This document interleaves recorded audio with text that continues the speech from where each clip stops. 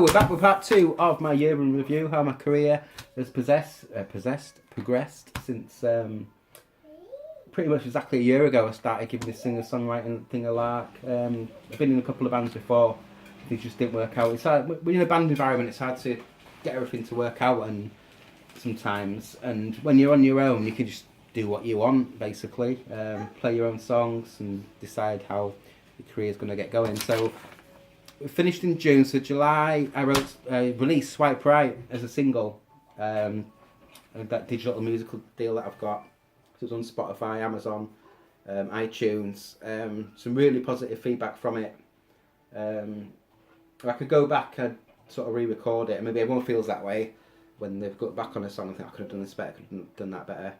Playing in a different key as well. But I'm really happy with that song.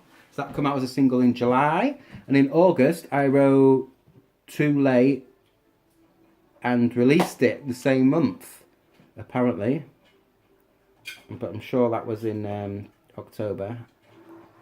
So I was on a roll there back in August in the summer. Too Late is one of them songs. I think it's the best song that I've written.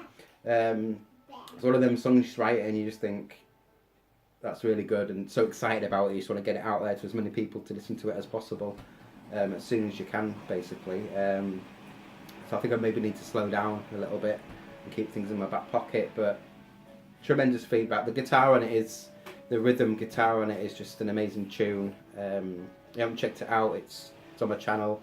So that's a song that comes on, I think, when you first load my channel. It's on my website as well. But just a fantastic song.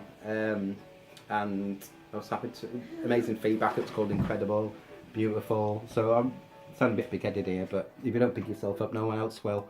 And it went on to achieve so far about 1,200 views and downloads, streams and downloads on various formats. That's pretty good going. September was a quiet month. Didn't absolutely do anything in September whatsoever, apart from continue to promote my things.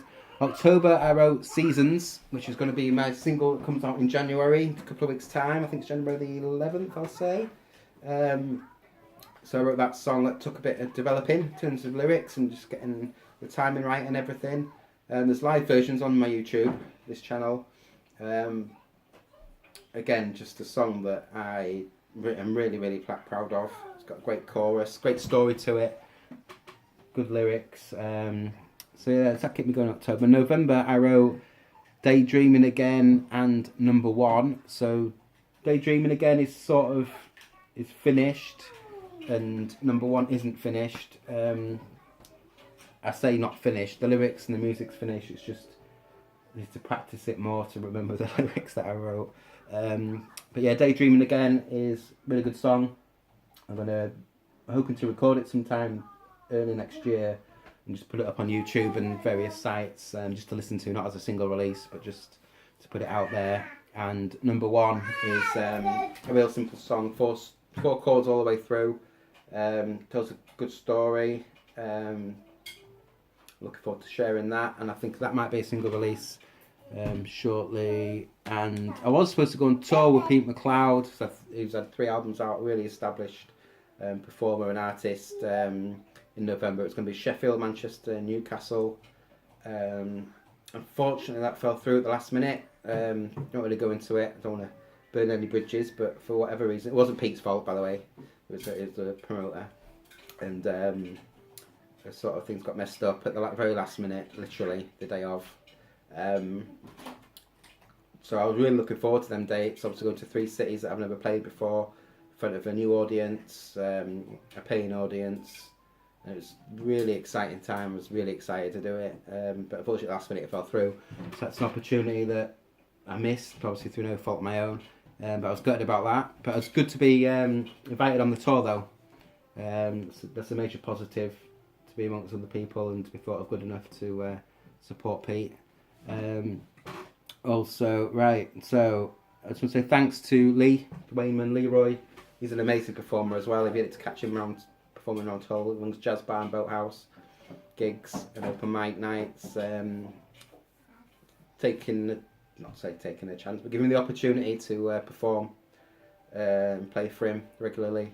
And obviously Darren from Music HQ Presents, really great guy, nice guy. Again, giving me the opportunity to perform for him on his open mic and his acoustic nights. And thank you to you guys for watching, following, words of encouragement, advice. Everyone on my Facebook follows me on Twitter, Instagram, YouTube especially. Really appreciate you guys watching my videos and listening to my music, watching me come out and play and my gigs. So it's a real thank you, because it gives me the motivation to keep going, because sometimes I think, oh, what's the point? And then someone will post a comment like, that's a really good song, I like this, I really like that song. Or someone will come along off your social media and come and see you play, and you recognise them and you think, oh wow, they've made the effort to come out and watch me perform. And it's a really nice feeling, and it's really, really appreciated. So over this year I wrote 9 songs. It was actually more than 9, but 9 good songs of a standard of recording and releasing and able to perform live, which I think is not bad going really. I hope it could have been more, I guess. But I think I've got over like 25 songs or something now in total. So ever come to the stage when I get a proper record deal, I'm going to have like 20 odd songs to choose from, plus some extra that are sort of half wrote. So I'm in a good position, and I did 12 gigs, which is averages about 1 a month, which isn't bad really.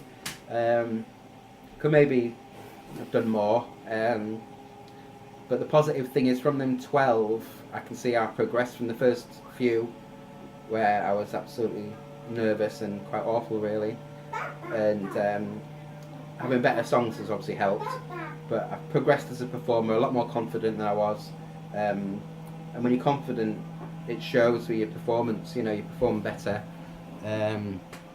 So yes, that, and some music that I've got into this year myself. Joey Cinnamon was a big one for me. Only discovered him in the summer. His Tea in the Park set, he's just amazing guy. Well, don't know him. Amazing performance, amazing songs, simple sort of blues songs, but the melodies are just fantastic. And he's a huge inspiration because he's doing it all on his own, a bit like me in that regard. He's got no big record company behind him. It's just him on his own with a stage with guitar. And he shows it can be done. He's got a huge following. And he's going to be huge in 2019, absolutely huge. Pale Waves released their album, a band that I absolutely love. They're not really rock and roll, but they are in places, I guess. But amazing, probably my favourite band. And DMAs as well. They're sort of bringing it back, the whole Britpop vibe, a bit of Oasis, Stone Roses sort of vibe. They're Australian. If you've not heard of them, you need to check them out, especially if you like the sort of music that I put out, called DMAs. Fantastic band. I've got to listen to them a lot this year as well.